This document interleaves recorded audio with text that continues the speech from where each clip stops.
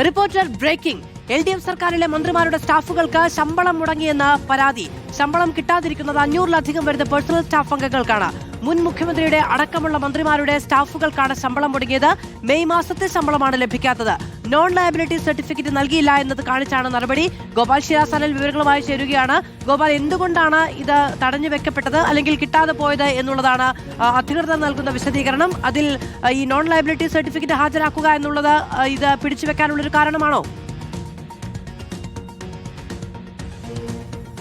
മാധു, അങ്ങനെ ഒരു കാരണം മുന്നോട്ട് വെക്കാൻ കഴിയില്ല എന്നതാണ് ഈ പേഴ്സണൽ സ്റ്റാഫ് അംഗങ്ങൾ പറയുന്നത്. കാരണം നോൺ ലയബിലിറ്റി സർട്ടിഫിക്കറ്റ് ആവശ്യമുള്ളത് പെൻഷനുള്ള അപേക്ഷ നൽകേണ്ട ഘട്ടത്തിൽ മാത്രമാണ്. അല്ലാതെ ശമ്പള വിതരണത്തിന് ഈ നോൺ ലയബിലിറ്റി സർട്ടിഫിക്കറ്റ് ആവശ്യമില്ല എന്ന് ഇവർ പറയുന്നു. പക്ഷേ അതിന് വിരുദ്ധമായി, അതായത് നേരത്തെ ഉണ്ടായിരുന്നതിന് വിരുദ്ധമായി ഇപ്പോൾ പുതിയൊരു ഉത്തരവ് പുറത്തിറക്കുകയും നോൺ ലയബിലിറ്റി സർട്ടിഫിക്കറ്റ് ഹാജരാക്കിയാൽ മാത്രമേ അവസാന മാസത്തെ, അതായത് ഏപ്രിൽ 15 മുതൽ മെയ് 15 വരെയുള്ള അവസാന മാസത്തെ ശമ്പളം അനുവദിക്കുകയുള്ളൂ എന്നതടക്കമുള്ള തീരുമാനം അല്ലെങ്കിൽ അങ്ങനെ ഒരു നിർദ്ദേശമാണ് ഇപ്പോൾ ബന്ധപ്പെട്ട അധികൃതരിൽ നിന്ന് സ്റ്റാഫ് അംഗങ്ങൾക്ക് ലഭിച്ചിരിക്കുന്നത്. അത് മുൻ മുഖ്യമന്ത്രി പിണറായി വിജയന്റെ അടക്കം മന്ത്രിമാരുടെയും കൂടാതെ speaker, deputy speaker, chief whip എന്നിവരുടെയും അടക്കം പേഴ്സണൽ സ്റ്റാഫ് അംഗങ്ങൾ ഏറെക്കുറെ ഒരു 500ഓളം അംഗങ്ങൾ വരും എന്നതാണ് നമുക്ക് ലഭിക്കുന്ന വിവരപ്രകാരം മനസ്സിലാക്കാൻ സാധിക്കുന്നത്. അങ്ങനെ 500ഓളം പേരുടെ ശമ്പളം നിലവിൽ തടഞ്ഞു വെക്കപ്പെട്ടിരിക്കുന്നു. നോൺ ലയബിലിറ്റി സർട്ടിഫിക്കറ്റ് ഹാജരാക്കുന്നതുമായി ബന്ധപ്പെട്ട പ്രശ്നം ഇവർക്ക് എവിടെയും, അതായത് ഈ ജോലി ചെയ്ത കാലയളവിൽ എവിടെയും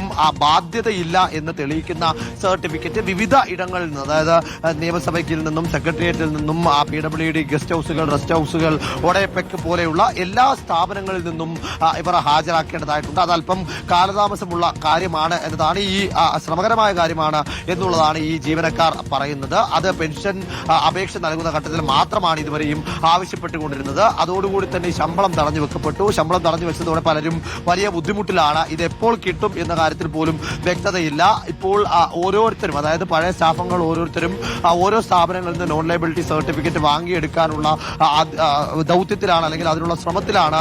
അതുകൊണ്ട് തന്നെ ഈ നിബന്ധന പിൻവലിച്ച് തൽക്കാലം ശമ്പളം അനുവദിച്ച് നൽകാനുള്ള ഒരു 500ഓളം പേർക്കാണ് നോൺ ലയബിലിറ്റി സർട്ടിഫിക്കറ്റ് പ്രൊഡ്യൂസ് ചെയ്തില്ല എന്നൊരൊറ്റ കാരണം ചൂണ്ടിക്കാണിച്ചുകൊണ്ട് ശമ്പളം തടഞ്ഞു വെച്ചിരിക്കുന്നത് എന്നുള്ളതാണ് ഇപ്പോൾ ഉയരുന്ന ആരോപണം. അതിന്റെ ആവശ്യമില്ല, ചട്ടപ്രകാരം അത് അങ്ങനെ ഒരു മാനദണ്ഡമില്ല എന്നുള്ളതാണ് ഈ സ്റ്റാഫുകൾ വ്യക്തമാക്കുകയും ചെയ്യുന്നത്. 500ഓളം പേർക്കാണ് ശമ്പളം മുടങ്ങിയിരിക്കുന്നത്.